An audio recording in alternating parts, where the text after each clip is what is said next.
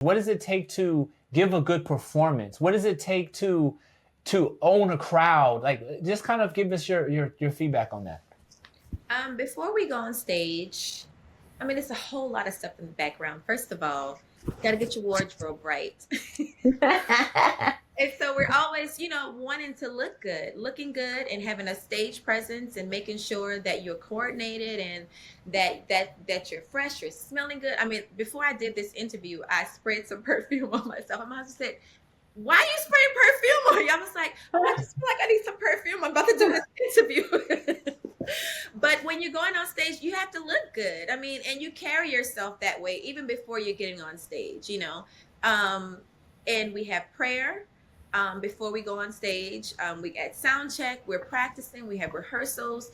Just like I said before, you have to hone in on your talent. And so if you want to be a singer, you can't just get up and just think you're just going to go on stage and just sing. You need to practice. You need to practice what you're going to say, practice what songs you're going to choose. And, sometimes, God really gives you what you're going to say, but you still have to have it in you. So if we're singing, Lord, lift my hands. Okay, Ebony, you was talking before that song. Well, how has God blessed you? Well, Lord, I lift my hands. Heather would say, you just be you. And she would give her testimony about that. But for us, it's really, really personable for us when we get on stage. We let it all out. If God has blessed us in some type of way, we are going to tell you how God has blessed us. We're not going to hold our testimonies back. If God is going to give us this platform to use it for him, we are definitely going to get on stage and we're going to uplift him at all times.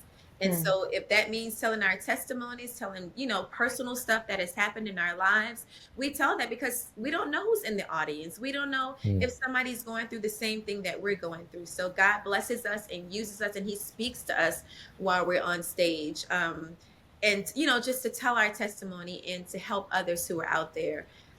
For us, with us singing, we've grown up singing all our lives, so our harmonies are really, really tight.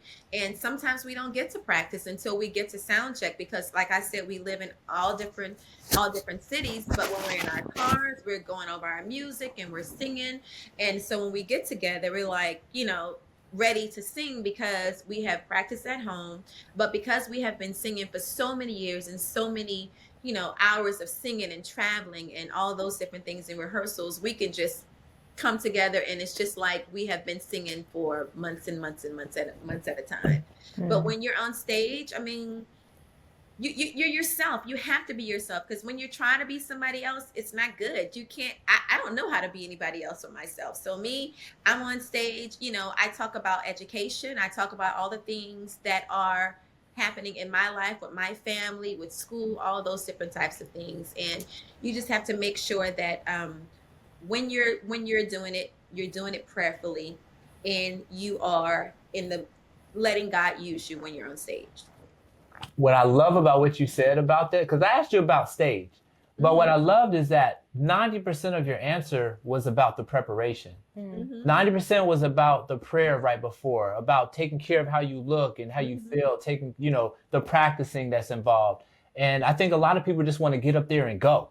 Right. And they just, they have this talent and they want to, ooh. I mean, our daughter has done that before. Not the one that sings, the one who plays the piano. She got a problem. Ebony, you got to talk to her.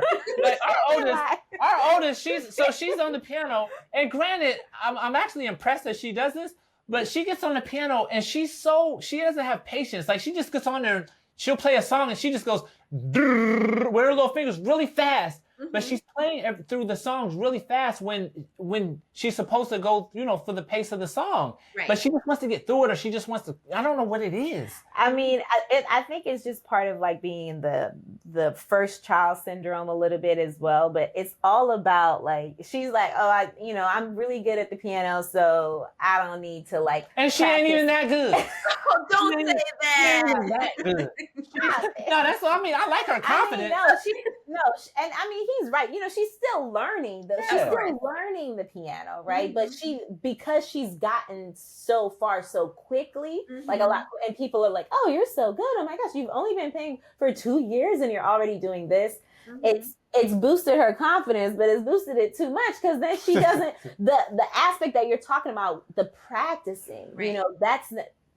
they think of it as it's talent, and so the talent is going to take me versus like this is a craft that I still need to work at and hone. So I'm glad that you said that, because we're going to play this for her. She's gonna sit down as in watch Ebony. Listen to her. Hey, Sunset Friday, Sunset Friday.